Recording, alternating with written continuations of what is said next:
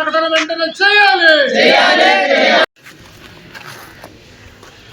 ఈరోజు ఈ రకమైనటువంటి బంద్ జరగటం అనేటువంటిది చాలా బాధాకరమైనటువంటి విషయంగా నేను భావిస్తున్నానండి. ఈ కార్యక్రమాలకి మరి విచ్చేసినటువంటి 50 మంది పత్రికా సోదరులందరూ కూడా మా నమస్కారాలు. ఈ బంద్ని విజయవంతం చేయటానికి విచ్చేసినటువంటి యావత్తు మా గిరిజన పెద్దలు సోదరులందరూ కూడా శిరస్సు వంచి నమస్కారం చేస్తూ, ఈ రకమైనటువంటి బంధులు, ఈ రకమైనటువంటి పరిస్థితులు ఈ గిరిజనులకి కల్పించటమైనటువంటిది పాలకులకి ఎంతవరకు న్యాయం అని నేను ప్రశ్నిస్తున్నాను. గిరిజన హక్కులు, గిరిజన చట్టాలు, గిరిజనులకు ఉన్నటువంటి రైట్స్ని వాళ్ళకి తెలియదా అని నేను మనవి చేస్తున్నాను. ఇది కావాలని మేము ఈ ధర్నాలు బంధులు చేయలేదండి. కేవలము ప్రభుత్వమే మాకు రెచ్చగొట్టి మాకు రావాల్సిన రైట్స్ని వాళ్ళు కాల రాయటం వల్లనే మేము ఈ రకంగా బంధులు చేయటం, సంఘాలు ఏర్పరచుకోవటం అనేది జరుగుతుంది. కొందరు పెద్దలు సంఘాలు ఏర్పరుస్తున్నారు, ఇదని అదైనటువంటి పరిస్థితిలో వారు మాట్లాడటం అనేటువంటిది కాదు. ఆ సంఘాలు ఇదన్నటువంటి ధర్నాలు ఇదన్నీ పెట్టవలసినటువంటి పరిస్థితులు ఏం లేదు. వారు చక్కగా అనుకున్నటువంటి రాజ్యాంగ ప్రకారంగా ఉన్నటువంటి హక్కులు మాకు చక్కగా కల్పిస్తే ఈ బంధువులు ఉండదు, ఏముండదు అని వారికి మనవి చేస్తున్నాను. కాబట్టి ఇటువంటి హక్కులను కాల రాయకుంటే ఈ హక్కుల్ని కాపాడడానికే ఇక్కడ ప్రజలందరూ కూడా ఒక నాయకత్వంగా మేము అసెంబ్లీలో పార్లమెంట్ పెడితే, ఆ అసెంబ్లీలో పార్లమెంట్లో నీవు ఎన్ని లక్షలు తింటున్నావు, ఎన్ని కోట్లు సంపాదిస్తున్నావు, నీవు ఇది ఏదైనటువంటి మాట్లాడమే తప్ప ఈ గిరిజన హక్కుల కోసం, గిరిజనుల బంగారు భవిష్యత్తు కోసం, దేశ భవిష్యత్తు కోసం ఒక్క నాయకుడు మాట్లాడడం కూడా లేదని నేను మనవి చేస్తున్నాను. అసెంబ్లీలో ఒక నిమిషానికి 5 లక్షలు ఖర్చు పెడుతున్నారు. అలాగే పార్లమెంట్లో ఒక నిమిషానికి 10 లక్షలు ఖర్చు పెడుతున్నారు. అది ప్రజాధనం. అటువంటి పరిస్థితులు వారు స్వార్థ రాజకీయాల కోసం మాట్లాడి వారి కాలశాపన గెలుపుతున్నారు తప్ప ఏమైనటువంటి భారతదేశ ప్రజల కోసం, ఈ హక్కుల కోసం, ఈ ఒక 5th షెడ్యూల్ ఉన్నటువంటి ప్రాంత ప్రజల కోసం కూడా ఒక్క సెకండ్ కూడా మాట్లాడడం లేదు. మరి అది ఎంతవరకు వాస్తవమైనటువంటిది మేము కూడా బాధపడుతున్నాము. కాబట్టి 1/70 చట్టం ఉన్నటువంటి ప్రాంతం, రిజర్వ్డ్ ఏరియా ఉన్నటువంటి ప్రాంతానికి మాకు అన్ని హక్కులు ఉన్నాయి. తక్షణమే మాకు ఇక్కడ అన్ని హక్కులతో కల్పించి మా బంగారు భవిష్యత్తు కాపాడుతారని మేము వాళ్ళకి నాయకత్వంగా మేము పంపిస్తున్నాము. వారు అటువంటి పరిస్థితులు వారు తీసుకోలేదు. కాబట్టి ఇప్పుడైనా కళ్ళు తెరిచి ఇక్కడ హక్కుల్ని కాపాడి మమ్మలను, మా హక్కులను మా ప్రజలకు మాకు న్యాయం చేయాలని నేను మనవి చేస్తున్నాను. Thank you. విచ్చేసినటువంటి పెద్దలందరికీ నా ప్రత్యేకమైనటువంటి ధన్యవాదాలు. అల్లూరు జిల్లా వైసీపీ జిల్లా వైస్ ప్రెసిడెంట్, నా పేరు రవిప్రసాద్. ఈరోజు జరిగేటటువంటి ఈ బంధు కార్యక్రమంలో మా పార్టీ ఆదేశాల మేరకు ఇక్కడ ప్రజా సంఘాలకి తప్పకుండా మన వైఎస్ఆర్ పార్టీ మద్దతు ఇవ్వాలని తెలియజేసిన ప్రకారంగా మేము ఈ యొక్క బంధుకు పిలుపునివ్వడానికి, వారికి మద్దతు ఇవ్వడానికి ఇక్కడికి రావడం జరిగింది. వాస్తవంగా ఈరోజు జరిగేటటువంటి ఈ బంధు జియో నెంబర్ 3 అన్నటువంటిదిని పునరుద్ధరించాలన్నటువంటిది ఒక ఆలోచన. ఈ 5th షెడ్యూల్ ఏరియా అన్నటువంటిది మా గిరిజన ప్రాంతము. ఈ గిరిజన ప్రాంతానికి ప్రత్యేకమైనటువంటి చట్టాలు ఉన్నప్పటికీ దాన్ని ఇంప్లిమెంటేషన్ చేసే విషయంలో ప్రభుత్వం వెనుకడుగుందని మేము అనుకుంటున్నాం. దయచేసి మేము అనుకునేది ఏంటంటే, గతంలో ఇప్పుడు ప్రస్తుత ముఖ్యమంత్రి గారు అరకు వెళ్ళి వచ్చినప్పుడు ఆయన ప్రత్యేకంగా మీ గిరిజన ప్రాంతానికి ఈ యొక్క జీవోను మేము ఖచ్చితంగా పునరుద్ధరిస్తాం, మీకు 100% మీ గిరిజన ప్రాంతానికి ఇచ్చేటటువంటి ఉద్యోగాలు మేము ఖచ్చితంగా ఇచ్చేటటువంటి కార్యక్రమం చేస్తామని గత ఎలక్షన్లో చెప్పడం జరిగింది. కాబట్టి ఇప్పుడు మేము కోరుకునేది, ఆయన చెప్పినటువంటి మాటలకు ఆయన కట్టుబడి ఉండి ఈ మెగా డిఎస్ని మా గిరిజన ప్రాంతానికి అన్యాయం కలగకుండా మాకు వచ్చేటటువంటి హక్కుని మాకు కలిగించాలనే మేము కోరుతున్నాం తప్పితే ఈ రాజకీయాలను కానీ లేకపోతే ఇంకో ఉద్దేశంతో చెప్పడం లేదు. మా గిరిజన ప్రాంతానికి అన్యాయం జరుగుతూ ఉంది. ఈ అన్యాయానికి మీరు ఖచ్చితంగా మీరు చెప్పినటువంటి మాట ప్రకారంగానే మాకు ఖచ్చితంగా ఇది ఇంప్లిమెంటేషన్ చేయాలని మేము కోరుతా ఉన్నాం. వాస్తవంగా కోరేది మీరు అనుకుంటే కొత్త జీవోను మీకు పాస్ చేయడం మీకు పెద్ద కష్టం కాదు. కాబట్టి మీరు ఆ జీవోను పాస్ చేసి మాకు 100కు 100% మా గిరిజన ప్రాంతంకి ఉద్యోగాలు ఇవ్వాలి. మీరు ఇక్కడ ఉన్నది 26 జిల్లాలు, 13 జిల్లాలుగానే మీరు నోటిఫికేషన్ ఇచ్చారు. అది పాత జిల్లాలుగానే మీరు పరిగణిస్తూ ఉన్నారు.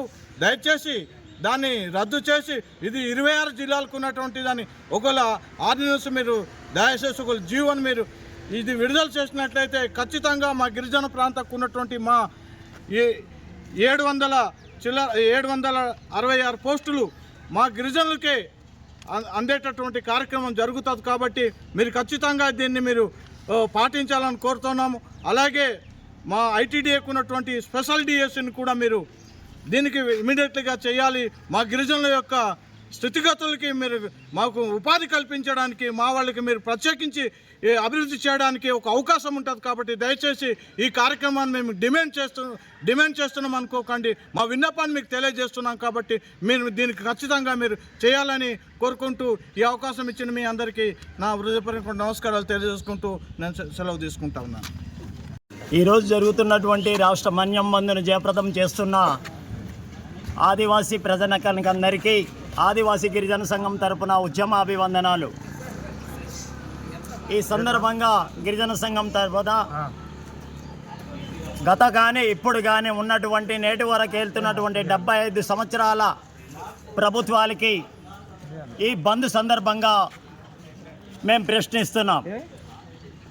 గిరిజన ప్రాంతంలో ఉన్నటువంటి గిరిజనులకి నిర్వీర్యం చేయడానికి ప్రత్యేకంగా రాజ్యాంగం ద్వారా సంక్రమించినటువంటి వారి హక్కుల్ని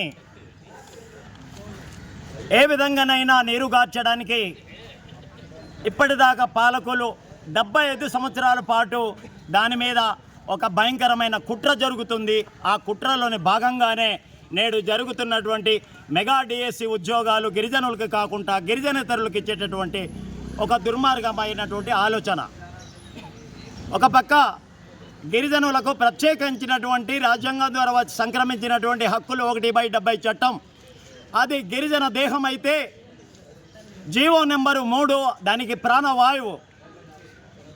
ఎప్పుడైతే 1/70 చట్టం రాజ్యాంగంలో పొందపరిచిందో నాటి నుంచి నేటి దాకా 1 ఇంచు కూడా అది అమలుకు నోచుకోలేదు. గిరిజనుల ప్రత్యేక అభివృద్ధి దృష్ట్యా ఏర్పాటు చేసినటువంటి ఐటీడీఏలు నిమ్మకు నీరెత్తినట్టుగా శ్మశాన వాటికలకు తలపిస్తుంది. ఐటీడీఏలు వచ్చినటువంటి బ్యూరోక్రాట్లు రాజకీయాలకి అతీతంగా వారు చెప్పచేతుల్లో వింటున్నారు. వచ్చినటువంటి బడ్జెట్ అంతా పక్కదారి పట్టిస్తున్నారు. గిరిజన ఉన్నటువంటి రాయితీలు ఏదైతే ఉన్నాయో అవన్నీను గిరిజనులకు తగ్గకుండా పోయేటటువంటి పరిస్థితి. ఉదాహరణకు ఒక గిరిజనుడు ఒక కొట్టు కట్టుకుంటే ఆగా మేఘల మీద అధికారులు స్పందిస్తారు, వాటిని 70ని రక్షిస్తామంటున్నారు. నా భవిష్యత్తులో 45 సంవత్సరాలుగా చూసుకుంటే అల్లూరి సీతారామరాజు జిల్లాలో ఉన్నటువంటి గిరిజనేతరుల సంఖ్య ఎంత, నేడు ఉన్నటువంటి గిరిజనేతరుల సంఖ్య ఎంత? ఒక గిరిజనుడు స్వయం ఉపాధి కోసం ఏదైనా చేసుకోవడానికి ఐటీడీఏకి మొరబెట్టుకుంటే ఎక్కడ స్పందించినటువంటి దాఖలాలు లేవు. సరికదా? మాకుండేటటువంటి సంక్షేమ అధికారులు కానీ ఐటీడీఏ పాలకులు కానీ వారు ఏ మాత్రం కూడా చిత్తశుద్ధి ప్రదర్శించట్లేదు. వాస్తవంగా ఐటీడీఏ పాలక మండలి ఉన్నదండి, అది ప్రత్యేకించి గిరిజనుల కోసం ఏర్పాటు చేసినటువంటి ఐటీడీఏ. అది సమగ్ర గిరిజన అభివృద్ధి, అది సమగ్ర దోపిడీ అభివృద్ధిగా మారిపోయింది. కాబట్టి ఈ బంద్ సందర్భంగా మేము ప్రభుత్వానికి ఒకటే డిమాండ్ చేస్తున్నాం. నేటితోటి ఈ బంద్తోటి ఆగిపోదు, ఈ ఉద్యమం ఇంకా ముందుకు వెళ్తుంది. దానికి బేసరతుగా నేటి ప్రభుత్వాలే బాధ్యత వహించాలి. 1/70 చట్టం అయితే నేను ఇప్పుడే అనుకున్నా, 1/70 చట్టం లేదే జీవో నెంబర్ లేదు, జీవో నెంబర్ లేదే గిరిజనుడు మనుగడ ఉండదు. గిరిజనుడికి మనుగడ లేకుండా చేసి గిరిజన జాతిని అంతం చేయడానికి ఇది ఒక కుట్రగా మేము చెప్తున్నాం. కాబట్టి ఈ కుట్రని మేము తప్పకుండా తిప్పికొడతాం. ఈరోజు బోయ వాల్మీకిలు తెస్తానంటాడు, ఇంకోటి వచ్చి ఇంకొక చట్టం తెస్తానంటాడు. ఉన్న చట్టాలని అభివృద్ధి చేయకుండా దాన్ని అమలు చేయకుండా మీరు ఎన్ని చట్టాలు తెస్తే ఏం సుఖం? ఉన్నటువంటి 1/70 చట్టాన్ని కాగితాలకి మాత్రమే పరిమితం చేస్తారు. ఉన్నటువంటి రాయితీలంతా మీ రాజకీయ పబ్బాలకి మీరు గడుపుకున్నారు తప్ప అది గిరిజన అభివృద్ధికి ఎక్కడా లేదు. ఏ ఊరికి చూసినా మంచినీటి సమస్య, ఏ ఊరికి చూసినా రహదారి సమస్య, ఏ ఊరికి చూసినా పాఠశాల లేని సమస్య, ఎక్కడ చూసినా నిరుద్యోగ సమస్య. ఈ నిరుద్యోగుల్ని పూడ్చడానికి జీవో నెంబర్ 3 ఉంటే దాన్ని నిర్దాక్షిణ్యంగా కొట్టివేశారు. మరి మా కోసం ఉన్నటువంటి మా ఎమ్మెల్యేలు, మా మంత్రులు, మా సంక్షేమ అధికారులు ఎక్కడ పోయారు? వారు ఎందుకు రిట్టిపైన డిసిషన్ వేయలేదు? అంటే వీరి గిరిజనుల పక్షాన ఉన్నారా లేదా పాలకుల పక్షాన ఉన్నారా? ఈ జీవో నెంబర్ 3 కొట్టివేయడానికి వీరు రెస్పాండ్ అవ్వకపోవడమే ప్రధాన కారణం. ఇందులో మనకు స్పష్టంగా కనిపిస్తుంది. కాబట్టి ఈ సందర్భంగా యావత్ ఆదివాసీ సమాజం మేల్కోవాలి, మనకు జరుగుతున్నటువంటి కుట్రల్ని తిప్పికొట్టాలి, లేదంటే మనకు సంక్రమించినటువంటి హక్కులు పొందే అవకాశం ఉండదని ఈ సందర్భంగా గిరిజన 50 మందికి తెలియజేస్తున్నాం. ఉద్యమాలకి కదిలి రావాలని చెప్పేసి కోరుకుంటూ విరమిస్తున్నాం.